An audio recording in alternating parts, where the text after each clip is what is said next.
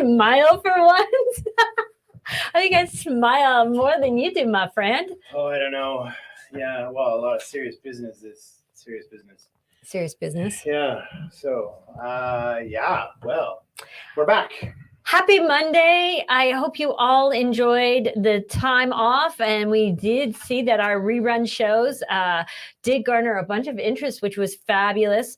The three of us, Michael Chuchong and Cris and I, sat down and tried to discuss which shows we wanted to run as a rerun for anybody new joining the show, or for just entertainment value, or to catch our friends up who stay with us each and every week to remind them of different things that we've talked about. So I'm glad they went off without a hitch.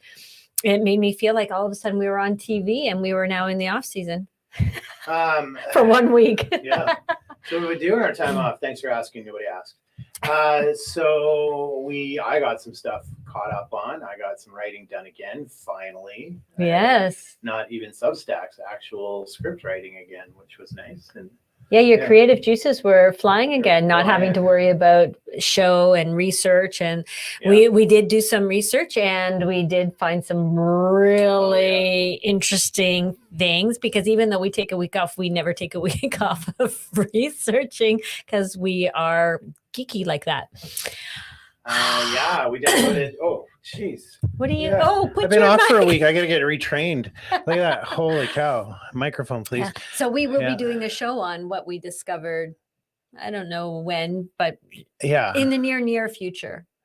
Very near future, probably. Yeah, no, it's a hint. We've found and downloaded the Illuminati Bible, and we'll be talking about that soon. It's pretty cray-cray. Okay. It is cray-cray, because when you put it on your system went a lot cray-cray.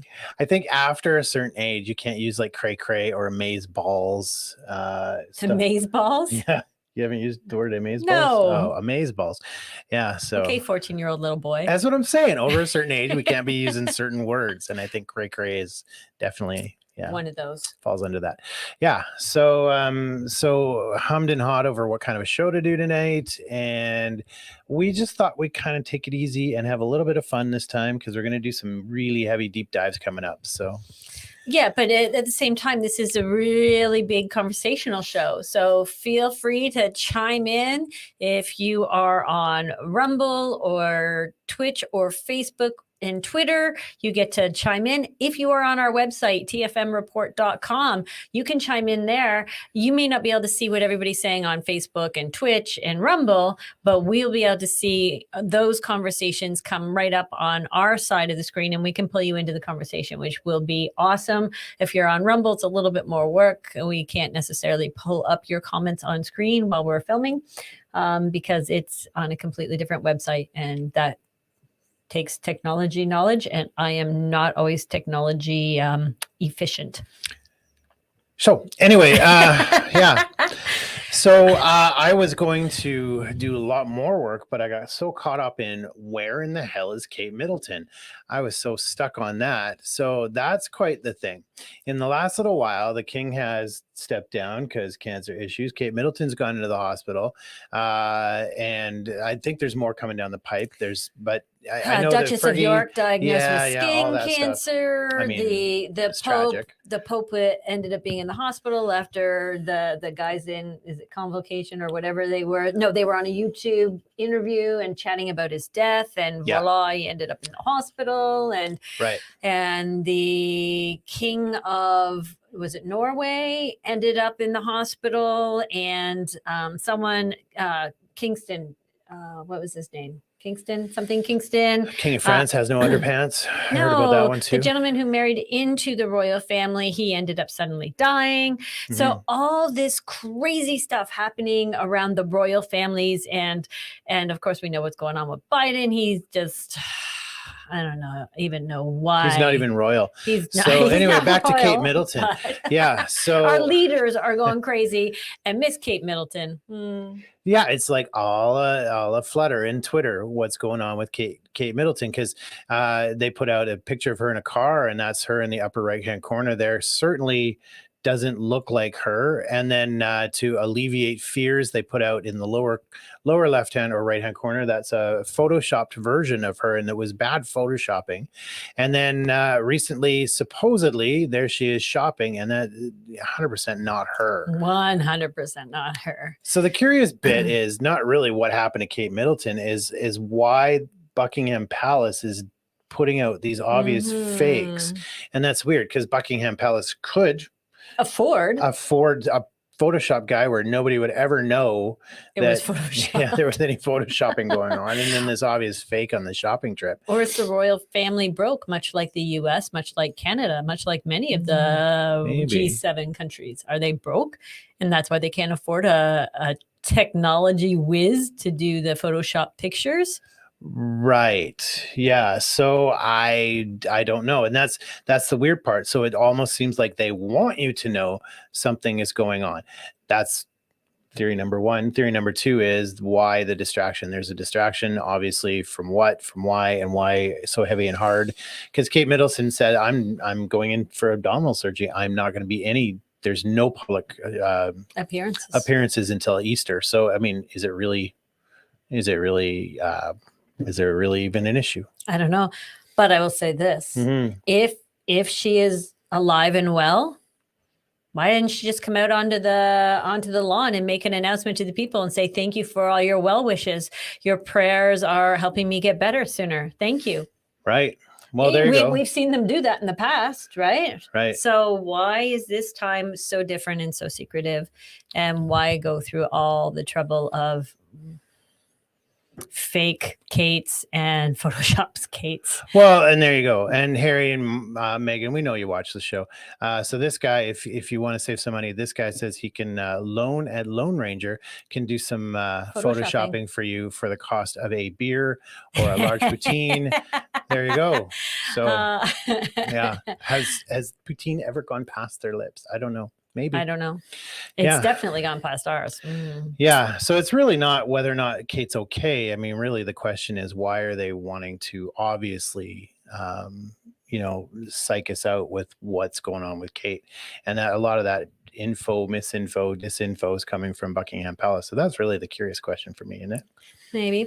Or do you think it's because of the announcement? And if anybody reads Armstrong Economics, he put out the announcement about open banking excellence. Is the UK part of the open banking excellence that's happening? Is that why everybody's focused on Kate Middleton, or the royal family wants you focused on Kate Middleton, so nobody focuses on the social scores that are now being attached to your banking? Well, this took a serious turn really fast.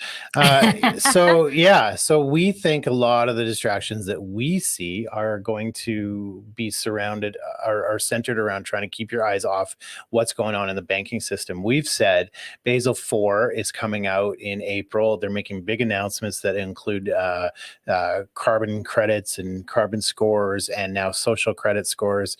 And that's been on the books for quite a while, but if they're going to make it officially part of the financial program, and don't forget, I mean, that article goes into it and we can read it, but we've been saying these things are coming in April now, and to expect a lot of distractions. And I mean, what's more distracting than the royal family? They seem to get a lot of eyes on whenever they, sneeze. But they get a lot of eyes on because there's seven Commonwealth countries still? I think there's still 7 Commonwealth countries. So the royal family is still the monarchy of many different countries, including the US, which I bet you didn't know, but we've done some diving there, and the US falls under monarchy as well. Unless you believe in Russell J. Gold, who says he captured the flag back in the 80s. Oh, it gets really confusing. But I think people are so interested because they want to see royalty go down. They want to see them getting taken down a notch. They want to see them suffer because they've never suffered. I think genuinely human nature is wanting to see them get taken down. Probably. And that's why it's so exciting for people. It's just this like evil kind of wishing on other people.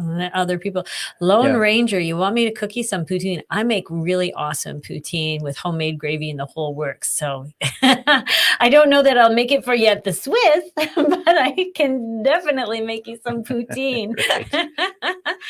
Check out the house on Sunday. We've got the nature of reality, which we should talk about. We'll talk more at the end of the show, but I'll be putting up some snacks for that.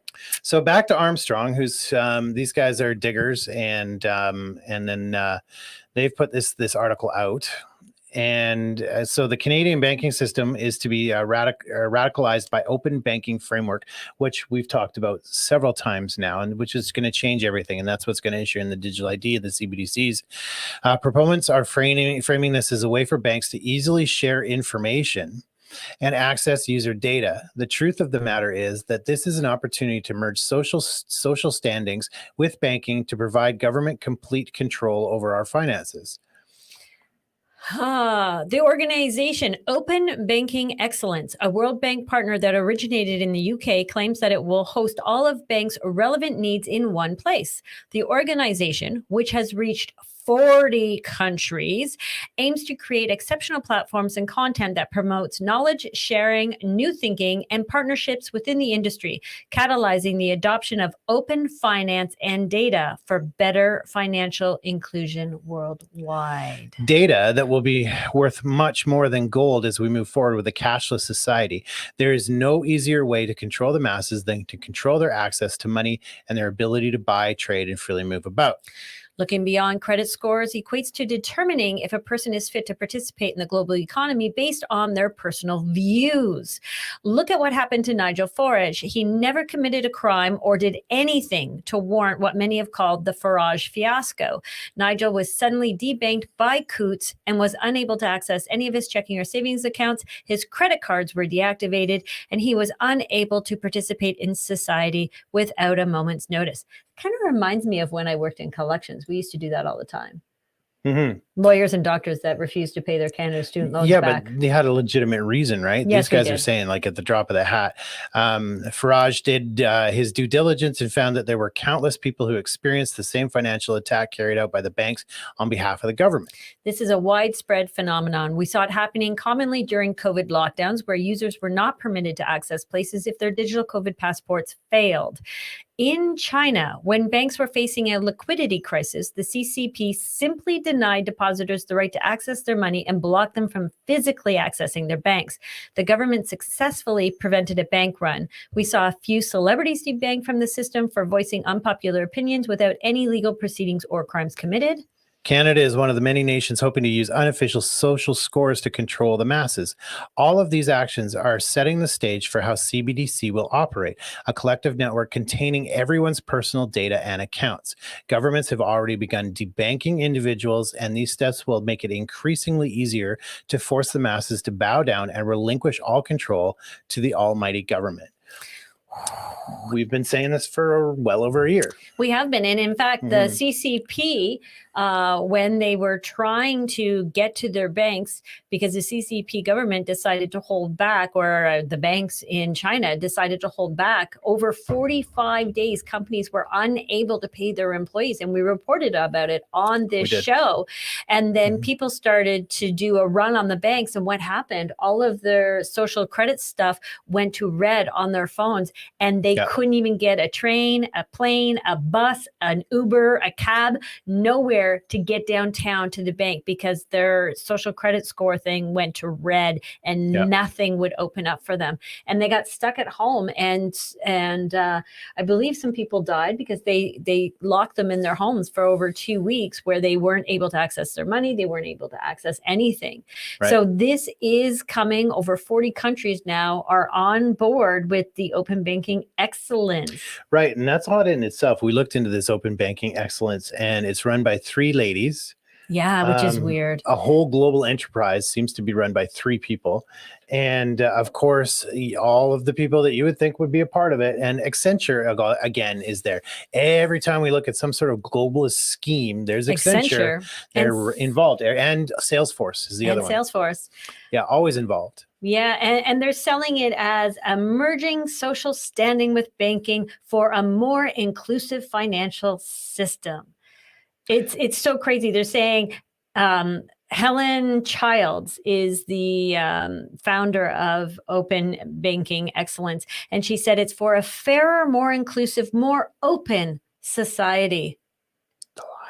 It's not true. Are you kidding me right now? It's actually going to end up being more exclusive because if you say the wrong thing, they're going to be scraping social media accounts, and that's going to go into a social score that they will sell it as people who can't afford it based on their credit scores will have more access to loans and whatnot because they're good people. Yeah, they've been, they're hardworking, they're diligent, they pay their rent on time, and that'll get included, which never used to get included. Mm-hmm. That sort of thing. And so they're going to get a good idea on whether or not you are reliable based on your social media. So if you don't have a social media presence, like one of us here does, one of us here hates a social media presence. Get one, but say only the things the government wants you to say. That's right. Just retweet whatever Justy and what's her name? What's her pickle? Oh, yeah, the Fried Land Nazi granddaughter. I don't know. So just retweet everything they say, and you should just be fine, right? Yeah. So now we know that the banking system has always been done on a credit score. We've had credit scoring forever and a day. If you have a good credit score, which means you actually use the credit system, they force you into the credit system in order to be able to borrow or buy a home in the future. So if you had a good credit score, or a credit score, you could participate in society. If you paid cash for everything, you were punished. They wouldn't give you loans. They wouldn't give you a mortgage on a home, even though paying cash for everything shows that you obviously do things within your financial means. Yes. And now they're saying, twitchy, I love it. But now they're saying, it doesn't matter if you can afford it, as long as you're a good citizen, we're going to give it to you.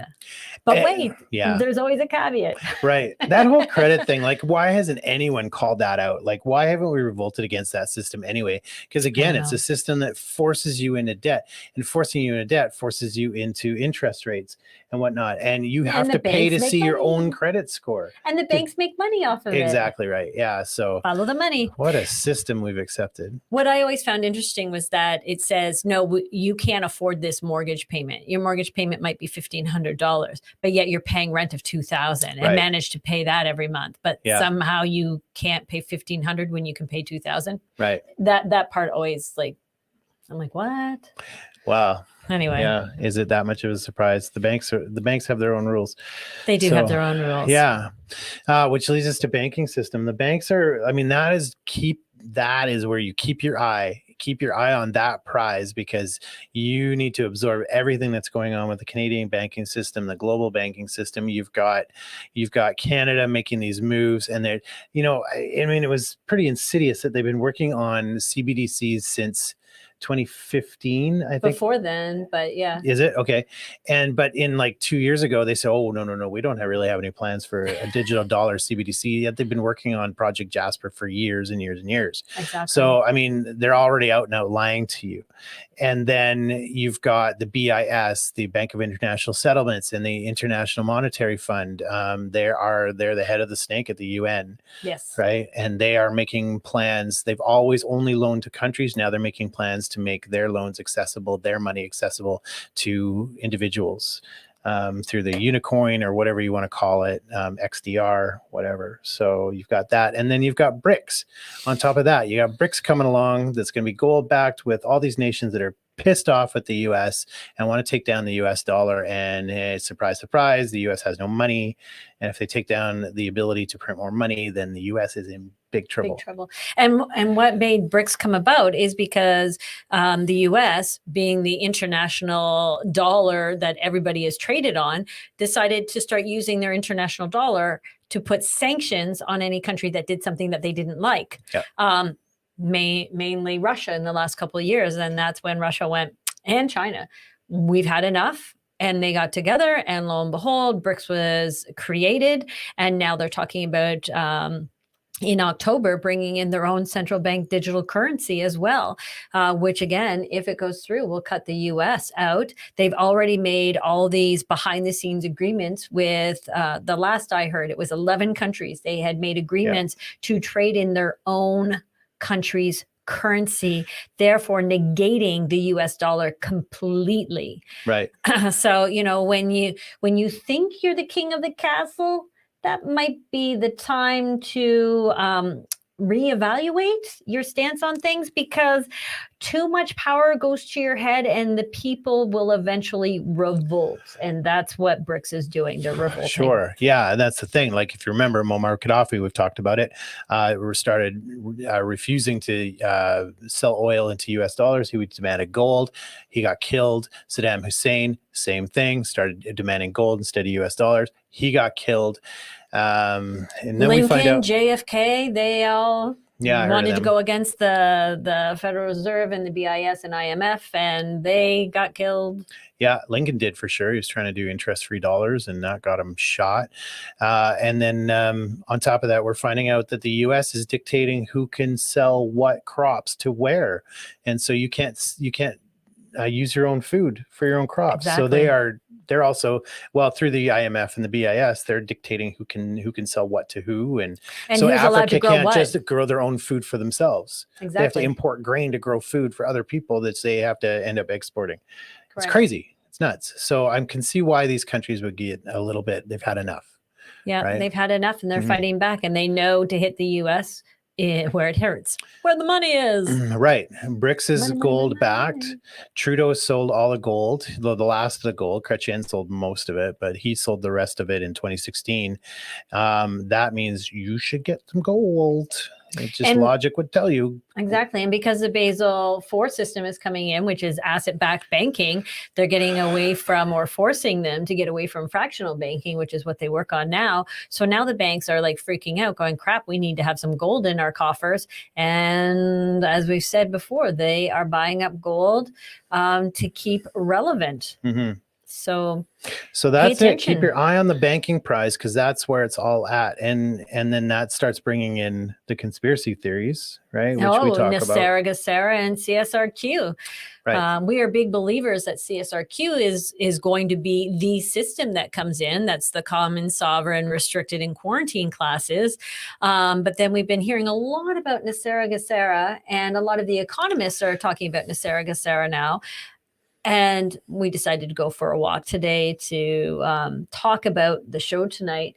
And then Cris said, what if Nasera, Gassera, and CSRQ are part of the same plan? Well, for those of you who don't know what they are, there's a QAnon theory. There's a behind the scenes theory that there's a bunch of white hats that have taken all of the gold from the Vatican, and they're going to redistribute it under a quantum financial system. And so every dollar will be backed with actual gold. And they took like 7 floors of gold, and they've been and 13 floors, wasn't it? I don't know. And then a lot of gold anyway, lots more than I have.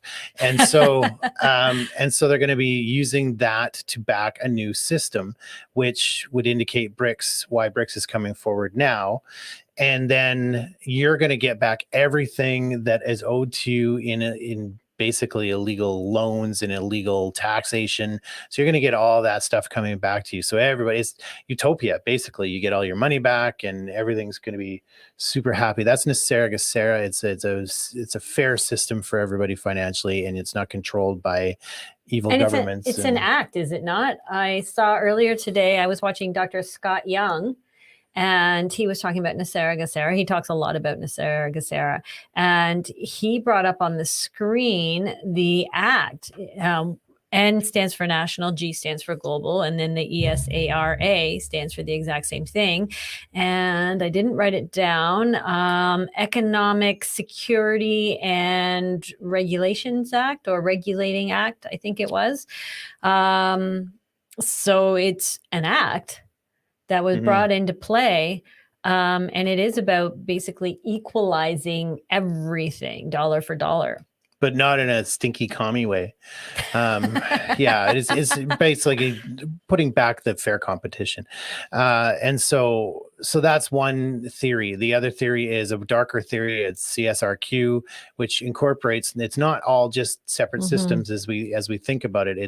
It's your banking and credit and social credit and carbon credit and force control all under one package. So you will get relegated into one of 4 classes based on how much you want to play ball and what your social credit system is, which goes back into the open talking banking about, excellence. Talking about it every day. It's all right there in front of our eyes. So it's one system that is going to control us. And if, in order for you to get your UBI, universal basic income, guaranteed livable income, you are going to have to play ball. You're going to have to be nice socially. And there's a great, it's called Nosedive.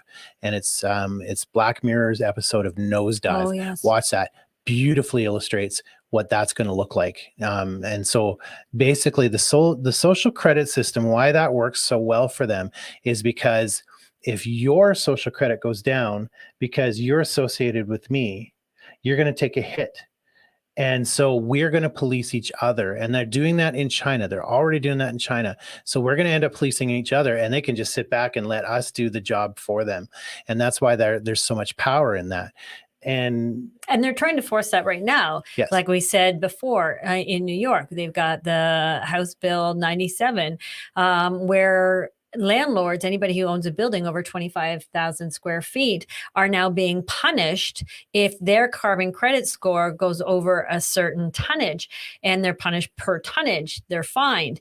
But their score isn't just based on them and their business and what they use. It's also based on the clients that they rent out to, their tenants that they rent out to, and then the tenants who they do business with, right, who their vendors are, who they use for shipping and distributing and the products that they have and that sort of stuff. So it's a giant domino effect all the way down, and everybody ends up policing everybody in order to save the guy at the top. And in China, it works on communities and blocks. So they don't really need police in China anymore because the community is policing each other, and they all know who's breaking the rules because it's announced. So when the whole building gets shut down, locked down, or isn't allowed to get on the bus or isn't allowed to go to the supermarket, they know it's because of Bob upstairs in apartment 4 in this block, and everybody is penalized because of Bob. Yep. True story. So that's coming.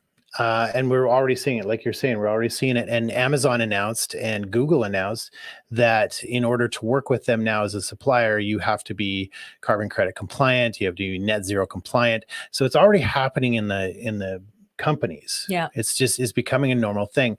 But again, those landlords in New York, they're going to start getting dinged on like their tenant social scores because they need to bring that down. And in order to get to net zero, which is a fallacy anyway. And they're now hitting the banks as well. So banks, investors are being told to pull out of the bank if the bank doesn't start investing in green companies or companies that are ESG compliant. Right. So it's happening in the banks. And when that happens at the banks and you want to go for a loan or you want to buy a house, you're not going to be able to based on your score because the bank doesn't want their score to be hit or to know that they're financing somebody who owns a capitalist company that is not necessarily carbon compliant or has a zero carbon footprint. So they're not going to lend you money either because that will take a hit on their bottom line and their investors will pull out. Hence, they lose money. Hence, the bank goes bankrupt. Right. Otherwise, blessed with common sense is what we call that. But so it's all coming. And so there are these two different theories that, these things are coming. But what if they're not two different theories? What if they're the same theory? Right. As we've been seeing, create the problem, then come in with the solution, the glowing, you're the good guy, you're the hero. So Nasera Gassera, they're the hero. Our banking system is corrupt and all these people are losing their homes and not able to feed their families and all this, that, and the next thing. And then all of a sudden, bam, it's going to go black. And then when they rise up, you're going to have no money in your bank accounts. You're not going to have anything, but don't worry. We're going to come in with the UBI and the government's going to give you money. And not to worry, because Nasera Gassera is going to come in and they've got all the gold and money from all the bad guys that they've been taken down and the Vatican. They're the heroes. And they're going to hand it all back to you. Oh, you paid $5,000 in taxes last year. Here's your $5,000 back. And everybody's going to be celebrating, and everybody's going to be happy, and everybody's going to have money for food on the table, and maybe the new car that they need because their car broke down, or a new pair of shoes because their shoes have holes in it, and everybody's happy. And then bam, they're going to hit you with CSRQ. Right. But maybe they're going to ease you into it. Like this year, it's like, oh, well, it's utopia. And if you want to get that stuff, that's great. All you do is you got to get a chip. No problem. And then that quantum finance, you'll be part of that financial system. You'll be, there's an Aesop fable. Do you remember Aesop fables? Go for it. No, you don't remember them? Okay. I probably do, but I read them all the time when I was a kid, and I haven't seen them in a long time, but there's a great Aesop fable about that. And it's basically the wind and the sun have a competition, and there's some guy with a heavy coat on. It's a cold day. Oh, yes, I know this one. And so they have a competition to see who can get his coat off. And the wind blows and blows harder. And the man just, instead of, blowing the coat off, he just tucks it in more and zips it up and holds it on tighter and tighter. And the more the wind blows, the more the guy holds on. And eventually the wind just gets exhausted and he can't blow anymore. And the sun's like, gotcha, hold my beer. And so the sun just starts shining. He shines brighter and brighter and hot, and finally the man just takes his coat off, right? And it's basically, it's better to give the people what they want instead of try and force them into something. There's a biblical clue in that as well. With in Revelation, it tells you that Satan's coming. He's coming. The devil's coming, but he's going to look like an angel of light. So he's going to look like a savior. He's going to look, and everybody's going to fall for it. They're going to fall for this guy because they are so enamored with this dude, and he looks like he's the savior of everything. So, if I was Satan, what I would do is, and I'm not, just a full disclosure there, but what I would do is I would expose all these people who've been worshiping me and sacrificing kids and sacrificing animals and doing all these evil things. I would personally expose them to throw them under the bus. The good guy. And then I can come in and clean them up and be the solution for that, setting myself up to be the hero. That's what I would do. And now if you've got this Nasera Gesera, this is the solution to all the problems. But eventually there's going to be a hook. And we've often said they're not going to secretly microchip you.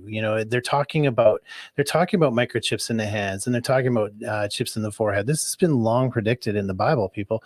And so they're not going to force that into you. They're going to roll it out like an iPhone, and people are going to love it because you're either going to be connected nearly, thanks to Elon Musk, to the internet. And so you get instant connection just by looking at somebody. You can text back and forth. Don't have to talk. You get instant connection to the internet. Do this anymore. Watching all these guys with the Google Glass walking around the city, walking through the streets doing this sort of thing. I mean, we're one step away from that already. Other people are going to say, I can unlock my car and I can do all my banking with my hand, like they're doing in Portland, USA. People aren't going to fight this. They're going to roll it out, and they're going to pay $30 a month for the service. Yeah. Well, not only that, it's going to come down to, we already know the Universal Guaranteed Basic Income, Bill S233 and C223. We know that's coming, and we know that the regulations are not going to roll out until a year after the bill has come into fruition. And we know that those regulations are going to say you get your money only if you get your shots, only if you do this, only if you say that. And we know it's going to come down to full-on vaccinations, and that includes your flu shots, your MMRs, your COVIDs, your I don't know, whatever dead monkey shots that they decide to come out with next, right? Yeah. It's going to roll out that way. But which they'll end up calling the life vaccine. That's it. Yeah. But they're going to roll out Nasera Gesera with the universal basic income, and everybody's going to be celebrating and go, oh, thank you, government, for giving us money. Now we can pay for our homes again. But then a year later, the regulations are going to roll out for Nasera Gesera or UBI or whatever you want to call it. And voila, that will be the hook. And you've gotten so used to being given free money that you're going to line up for it, because how many people lined up for it just to keep their jobs. And when it comes down to you've gotten used to having that $2,000 a month or $1,500 or whatever extra money that you've never had before, and jobs are becoming more or less and less relevant because they're bringing in more and more robots and AI to take over the jobs, and you're now out of jobs, but you want to keep your home, you are going to line up, and then you're going to be posting the posters or, pictures on social media. Look, I got mine. Look, I got mine. Oh, look who I saw in lineup. Well, we got ours together.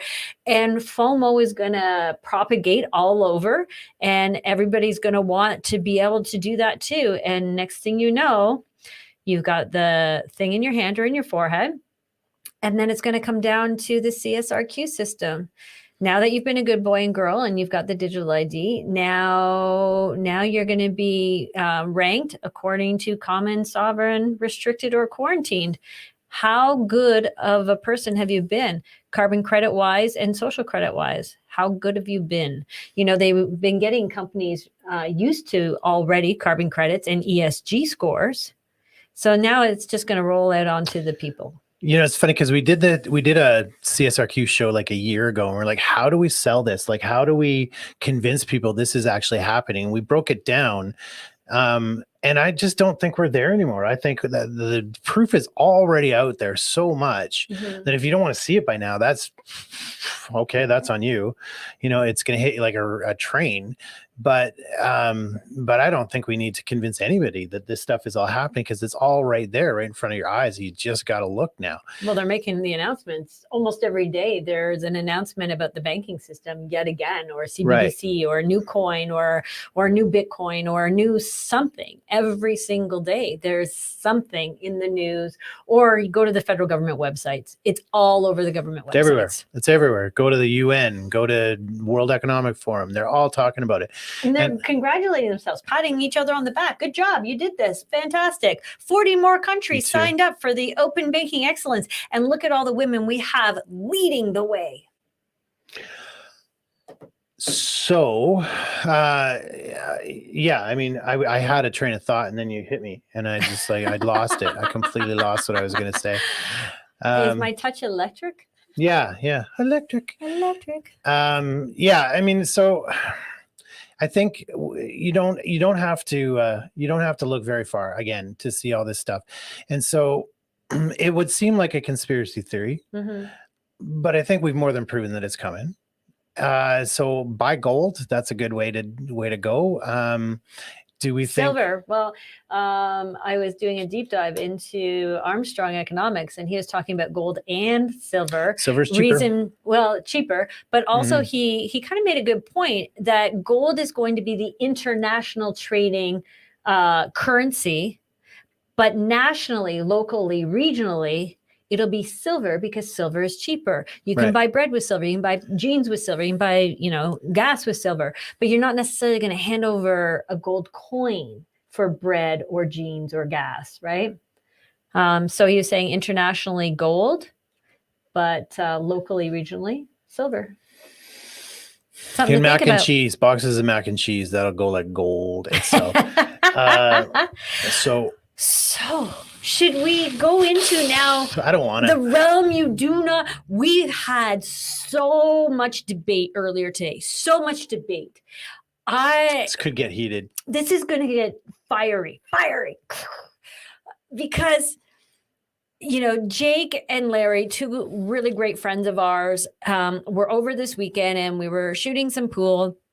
And Larry said, "Oh my gosh, I saw this video. You have to see this video." So brought up YouTube, put it on the screen, and we were mesmerized. Exactly right. Okay. No, you keep your sardines dash out. You should be alone with your sardines dash out. Not good trading items. No. But anyway, so we put on this video, and it was an alien video, and there was part 1, 2, 3, and 4, and it's been around for 7 years, 8 years, who knows how long. Supposedly it's a what is it, Blue Book, Project Blue Book, supposedly from June 9th, 1964. Allegedly. Air Technical Intelligence Center, Wright-Patterson Air Force Base, Ohio, 88th Air Base Wing. Allegedly. Supposedly came across a UFO with an alien on it. They supposedly interviewed this alien and supposedly taped it, and now the tapes are being released. So I believe in aliens. I think we're very small-minded if we think we're the only living creatures in the universe. So I believe in aliens. So we were like watching eyes wide open this video. And the first one, I'm like, yeah, I think that could be real. Second, third, fourth one, maybe not so much.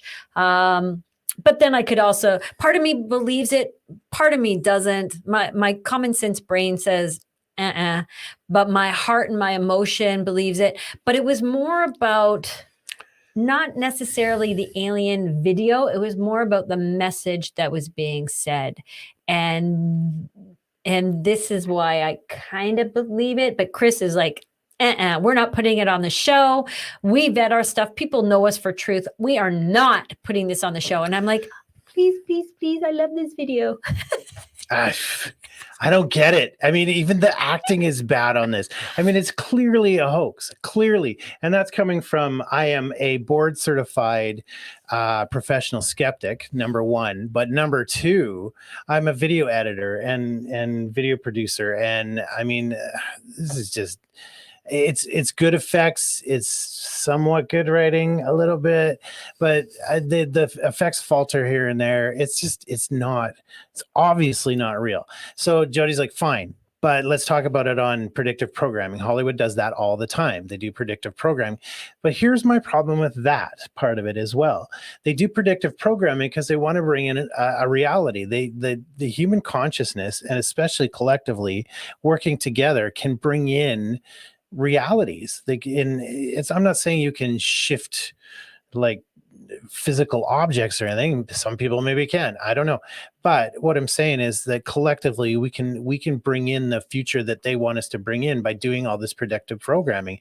If they're doing nothing but dystopian movies, we're going to start assuming that our future is going to be dystopian. So that if this is predictive, then this is a really dark predictive programming video.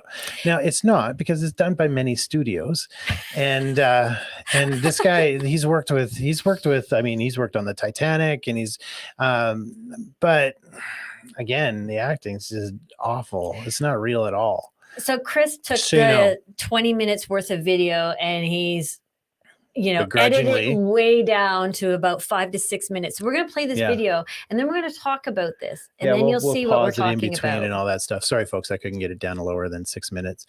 I tried super hard. I'm like, why? You can't take that out. You can't take that out. These guys are sitting around, and on the eve of St. Patty's Day, I'll let you give that a swing, and they're debating whether or not this stuff is real, and it's what we do for fun. No, it's not. It's not. Play the video. Okay. Okay,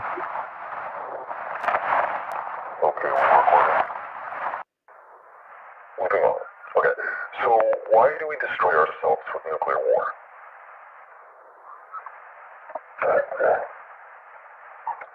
Can you be more specific, please?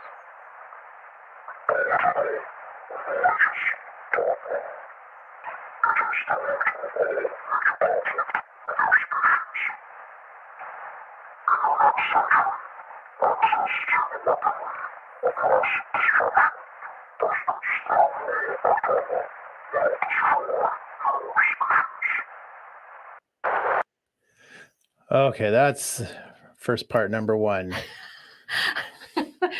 Well, that video that was actually like 4 minutes long, and Cris only took out 20 seconds of the video, much to my chagrin again. But so you can decide for yourself, real, fake, what have you. But they've questioned this alien about. First off, he says he's from the future. He says he's an ancestor or a descendant from us. He's an basically accelerated evolution of human beings, that he is from Earth, from in the future. And he says that he's come back to Earth to observe us. And so he's learned to speak English because it was necessary in order to observe us. And he said that he came back because we destroyed ourselves, and he wanted to see why and how we destroyed ourselves. And of course, the person is looking at this alien going, there's no way you're a descendant of me. Look at me, look at you. And the alien is saying, nuclear war killed millions of people, and those that survived, others died due to radiation. But this is the evolution of human beings after being exposed to radiation, and that they are now a much smarter species due to evolution. And they've come back to observe and see what happened. And gather evidence. Yeah, because a lot of their history has been destroyed. Or censored.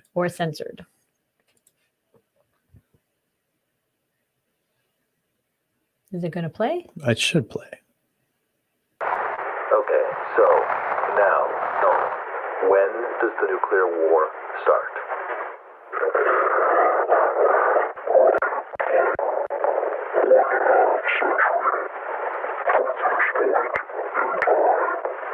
Okay. Allegedly, this is in the 60s.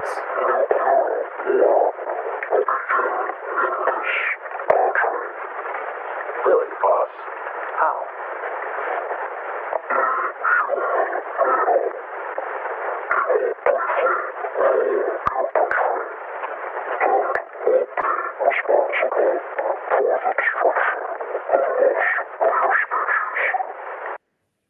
All right, so just tell me what he does.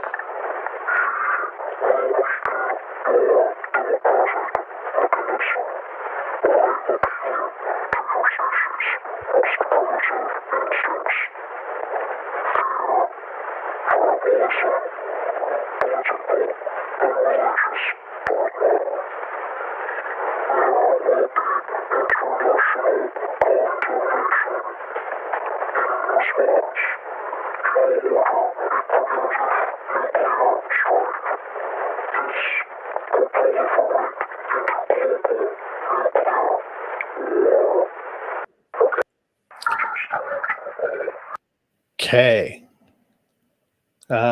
Yeah. Well, and so this was done, if you believe it, it was done June 9th, 1964, is in and around the time of this interview happening, or dissection or experiment or whatever you want to call it, happened. So he says in a little more than half a century from now, nuclear war is going to start.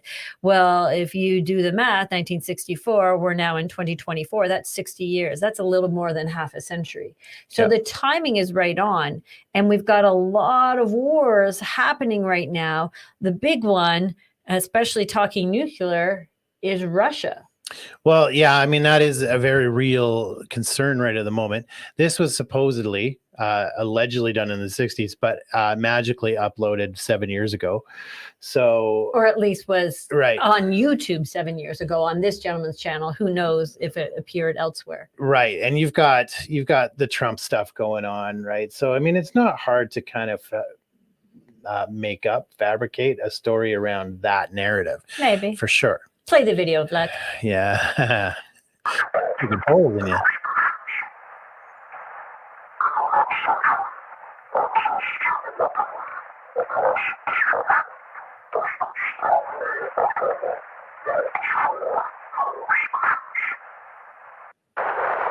Okay, so now, when does the nuclear war start?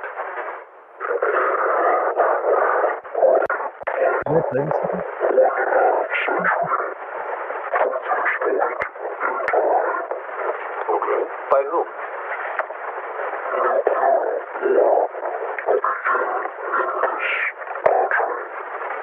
Really, boss?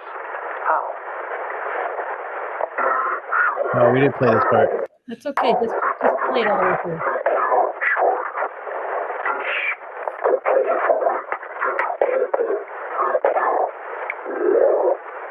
Okay, so how do we stop this?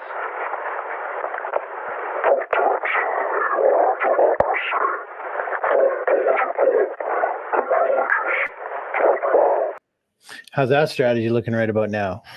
Well, freedom fighters are trying to protect our democracy from political and religious dogma, but definitely our leaders are full on hungry for a globalist political arena and censoring anything to do with religion. Yeah. So that quelling political and religious dogma right at the moment seems a little bit trickier.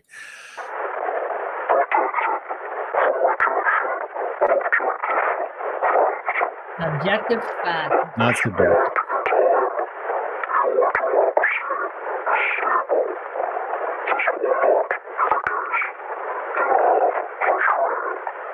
Okay, finally, tell me.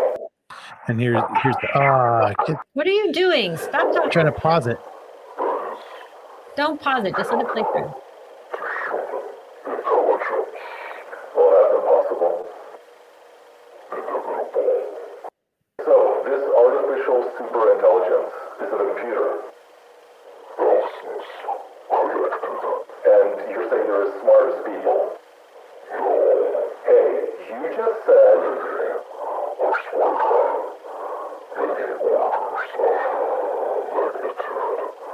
How is this superintelligence a threat?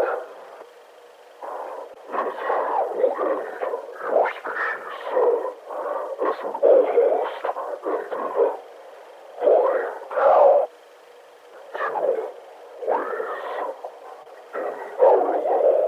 Nostradamus, what's the first way?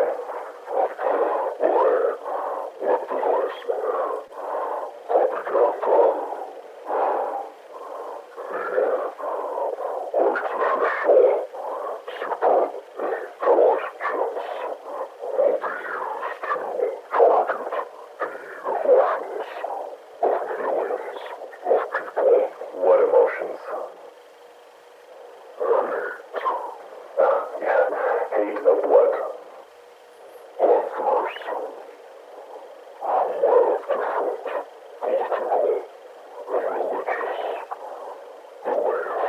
What's the second way?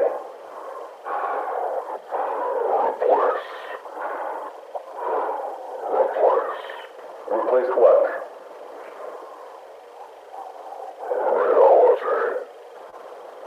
Huh. Okay, with what?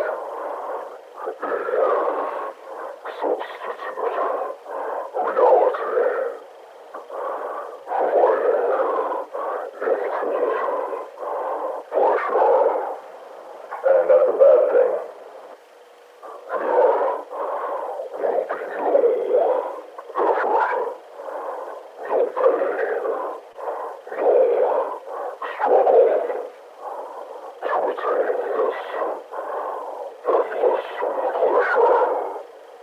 Okay, so?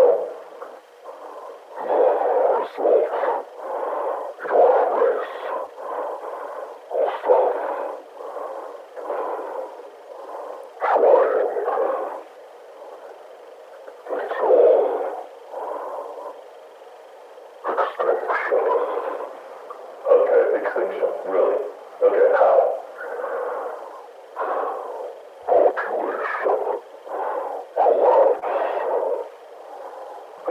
Can we stop this superintelligence?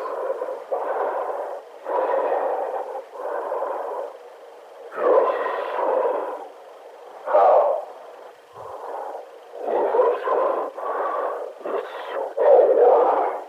Again, how?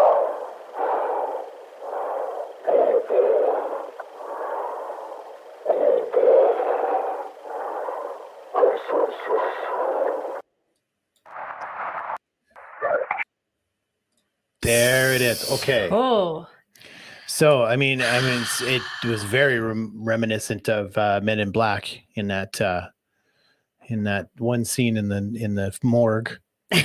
Global. What is word? Global.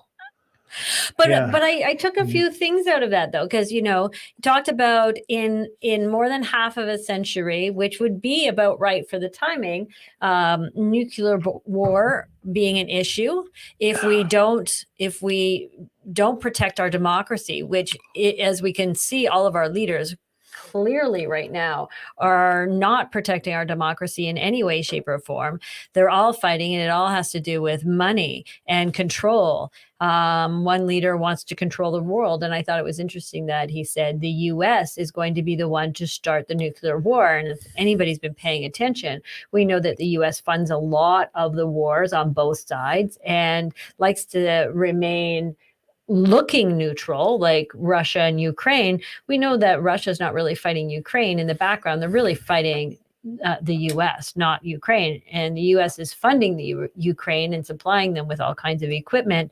And we know that, the U.S. has the ability to set off a bomb. And if you look at the leader of the U.S. right now, I'm not entirely positive he wouldn't push a button because he's not exactly thinking in his right mind.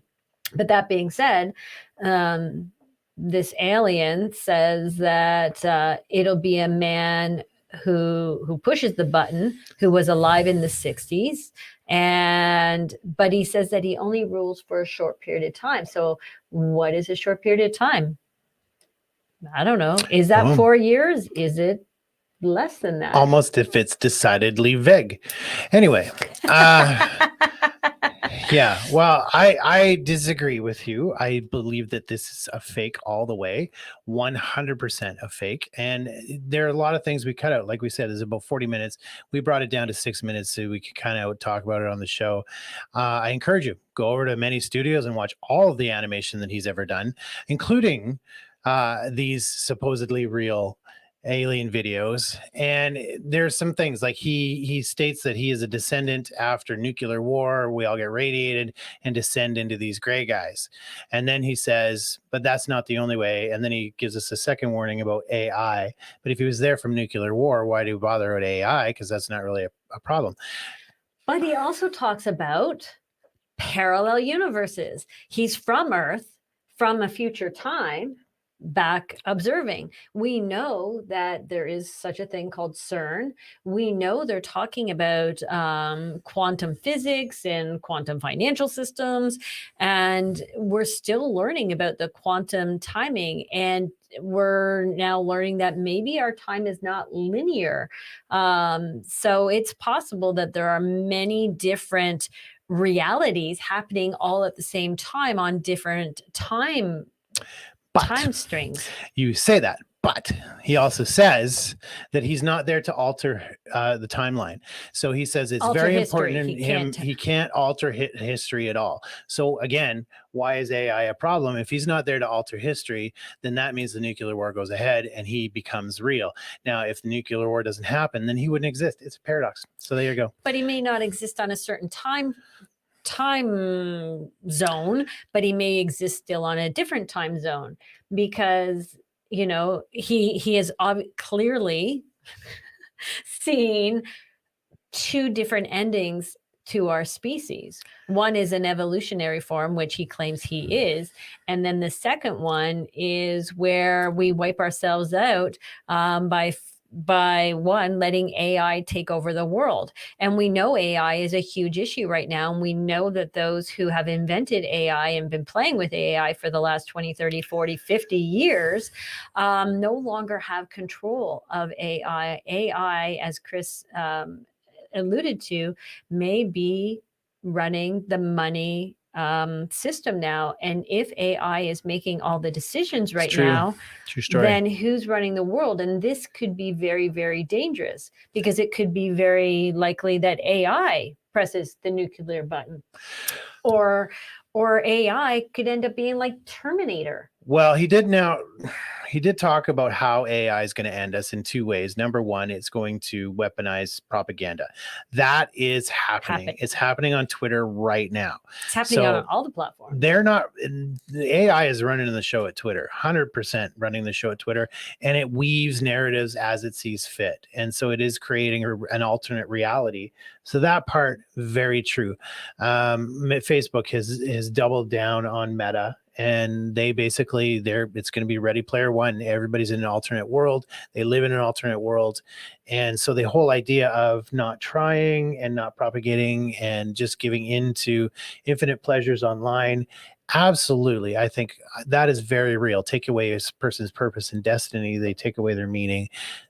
That would be an easy way to take down the entire population, any population that wants to be taken down, that is. And 2 weeks ago, we played that video of Yuval Harari saying AI is going to take over. People are going to lose their jobs. We're not going to have any use for people. And the gentleman he was talking to said, well, what are we going to do with all these useless people? And he said, I don't know, fill them up with drugs and give them video games to play. Therefore, you become useless, and much in line with what this alien says. You're going to become useless, and you're going to do nothing but live in an alternate reality, virtual reality, Right. gaming, right? So a lot of good points to be made. I mean, I'm, again, not a real video, but a lot of great points to be made. I mean, next week we'll be arguing the legitimacy of Dude, Where's My Car? So you should be tuned in for that. No, we won't be. Okay.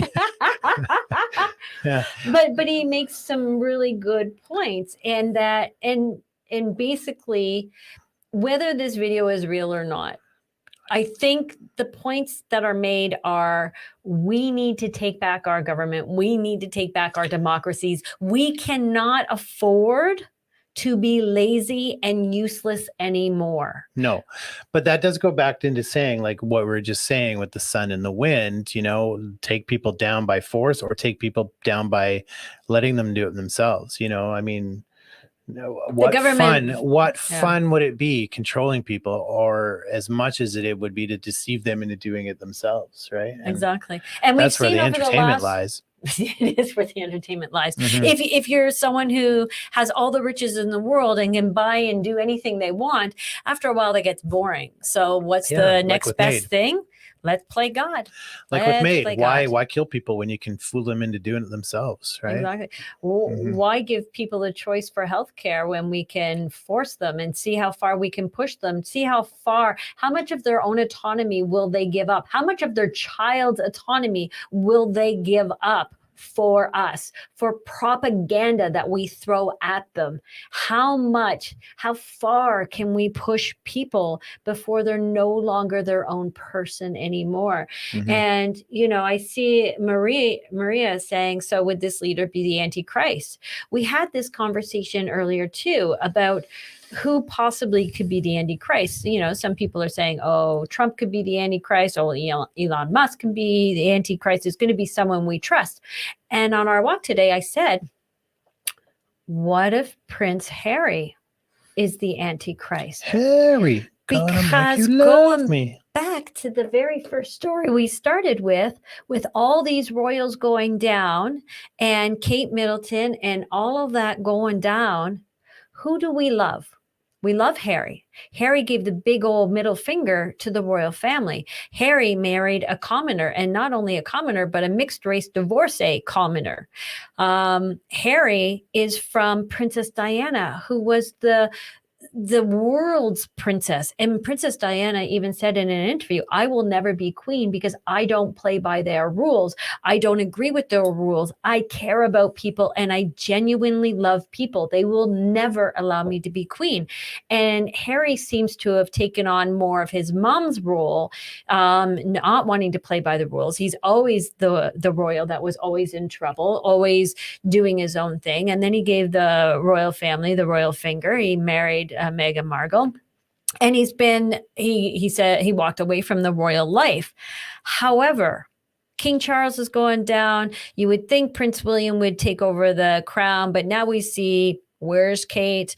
And skeptics are saying that Prince William is not going to take the crown, that it's going to be his son. But his son is not old enough to be king. So what happens is Harry then becomes regent. That's how the rules work. So Harry won't be king. So he still won't really be royalty. He won't be the king. So people will still love him, and he'll be the protector of this tiny little boy.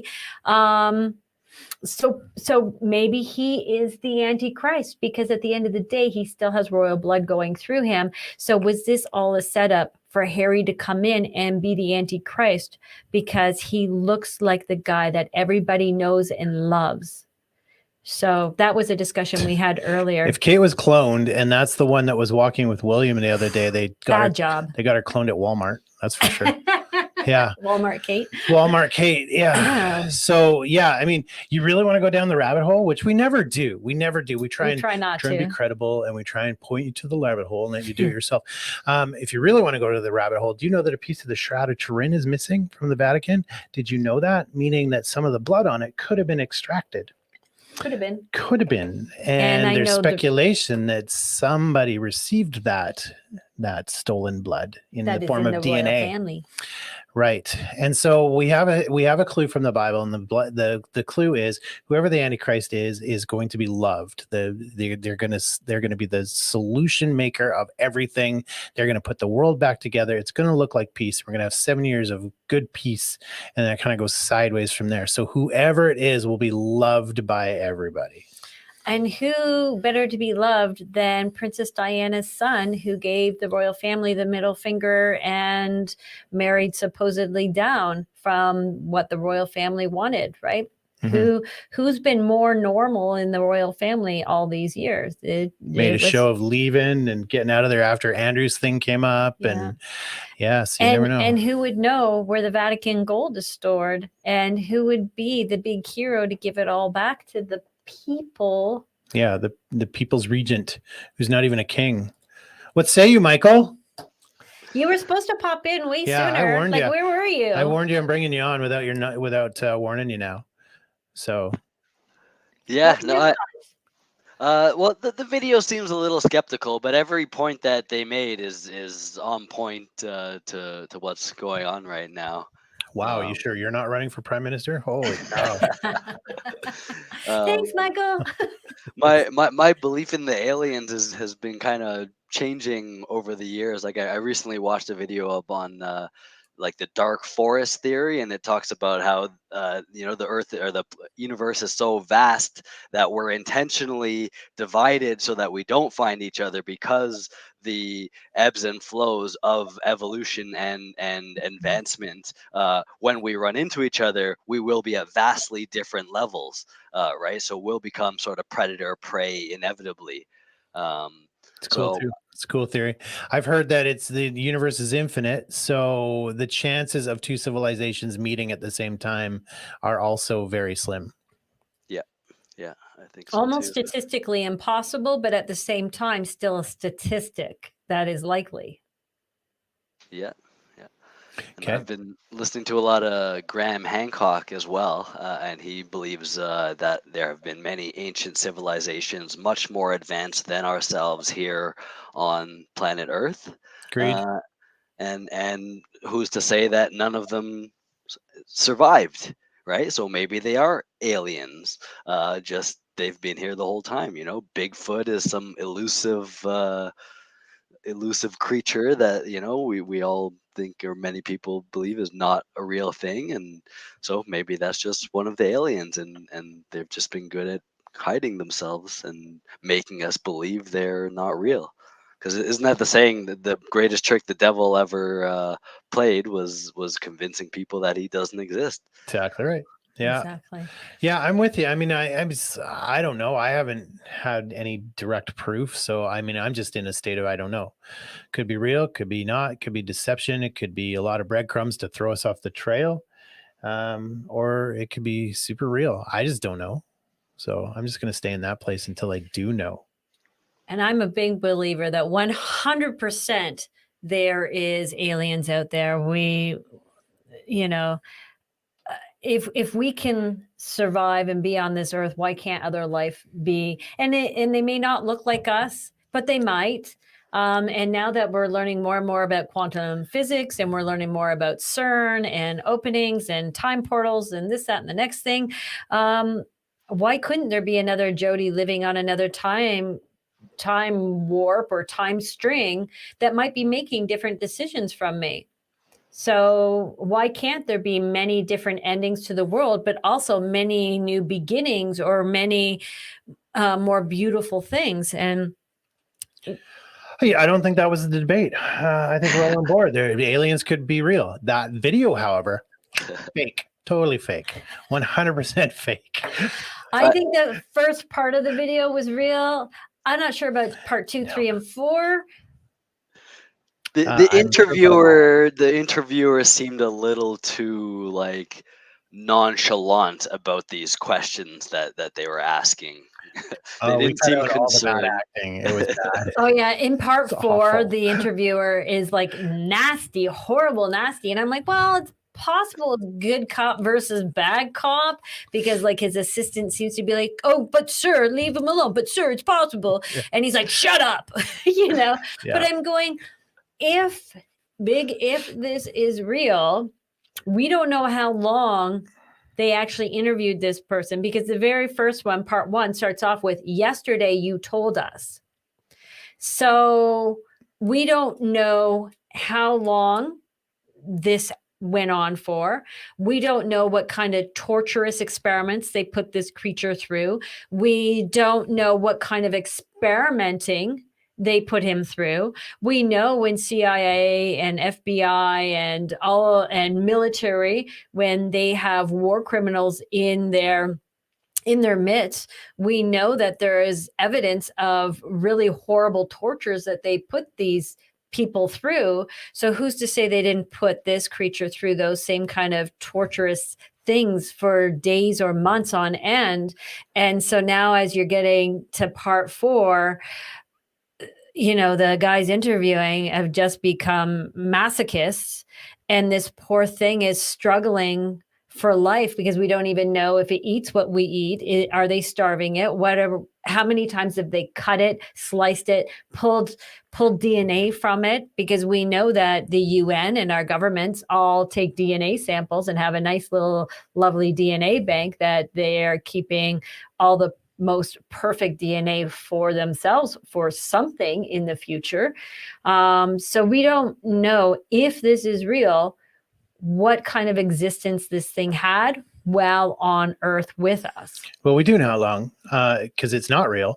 And it was, what is it, that level of production? Probably about 10 hours per finished minute. So that's about how long he was stuck in that little made up studio.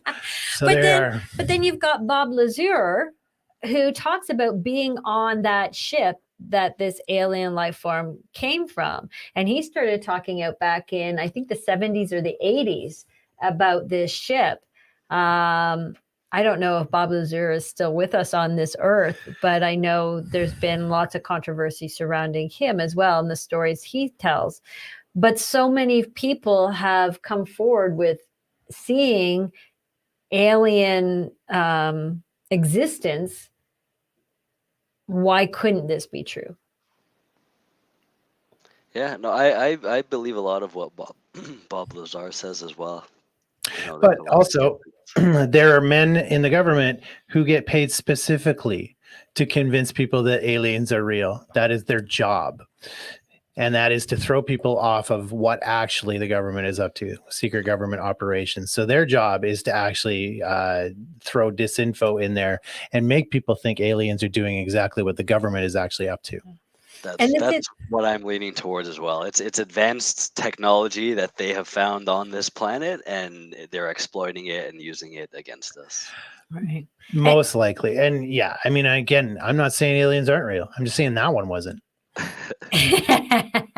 and they do call it Project Blue Book, and we also know they have a project. Is it Blue Beam? No, they have a Project Blue Book, which was, I believe it was the FBI investigation into, it was X-Files basically, right? Into the paranormal, but specifically UFOs. And they ran down every single UFO sighting and decided whether or not it was credible or not credible. And I think out of all of them, they had about 10%, like thousands, 10% were credible. So, so I'm not saying they're not real, just saying that was, I mean, it was put out by the production guy who worked on special effects for the Titanic. But you take it from there. Nothing suspect about that at all. But he doesn't claim that this is his film. He doesn't also not claim. And he's also working on a movie called The Lost Alien Interviews. Maybe he's doing a documentary about it. Sure. Yeah. Yeah. If he's doing a documentary about it, then you saw it here first. That's right. Yeah. But either way, all 4 parts. Yeah. elicited There was some a good- lot of conversation Saturday night. Elicited a lot of conversation, and between Cris and I on our walk today, a lot of conversation. Sure, legit. But I mean, again, it's like the John Titor hoax. And Yeah. I don't know if you guys remember that. He was a time traveler and came back in time because he was looking for an old IBM and he needed it to go back and debug some viruses. And so he basically showed us what his time machine looked like and showed us how it all worked. And a lot of it was very credible. But then he made some bad predictions, and then they chalked it up to alternate timeline stuff. And yeah.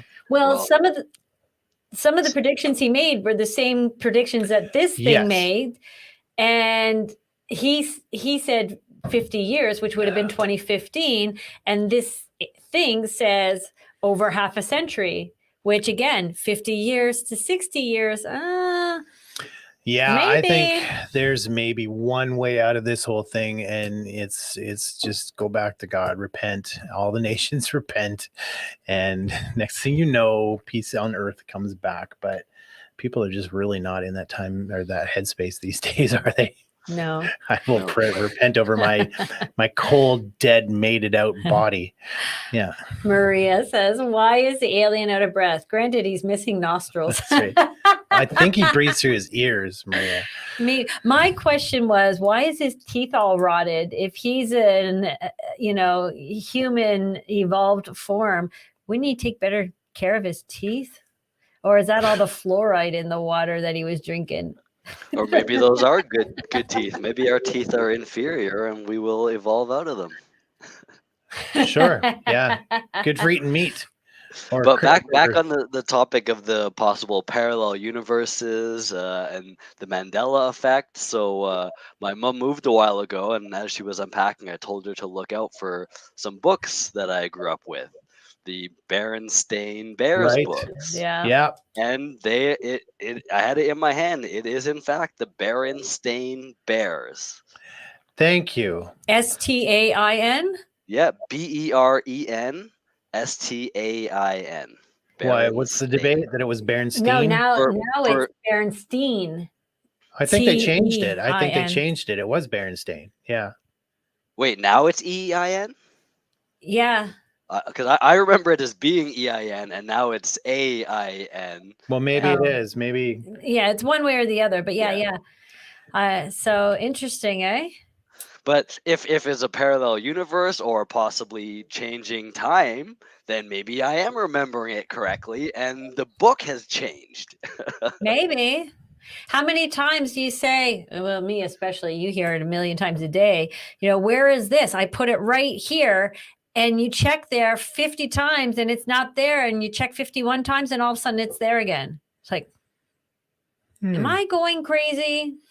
Most likely.